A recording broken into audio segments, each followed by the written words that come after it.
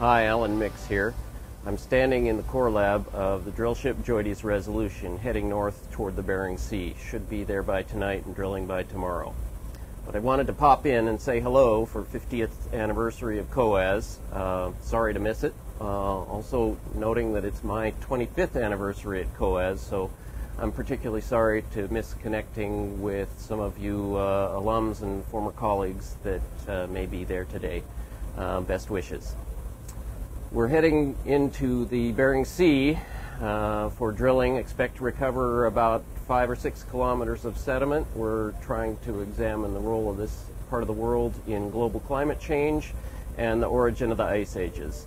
It's been a long time since there's been an expedition up here. The last expedition for drilling in the Bering Sea was in the early 1970s, and it's been about 20 years since Dave Ray took leg 145 to the North Pacific for a paleoclimate leg. So there's plenty left to discover. The lab here is fantastic. It's newly refit, lots of new equipment. A lot of it coming from innovations originated at OSU, including reflectance spectroscopy and fast-track core scanning, which will sound familiar to some of you. I know many of you have been on the drill ship, of course, and so this will all look like home territory. OSU has a long tradition of participating in ocean drilling, and I'm sure you're all wishing you were here. My task on this cruise is to serve as stratigraphic correlator. That means I'll be assembling all the bits and pieces of the jigsaw puzzle from individual cores into a coherent whole, and assembling a consistent depth and age model that everybody on board will use. The hardware and software to do that are all new.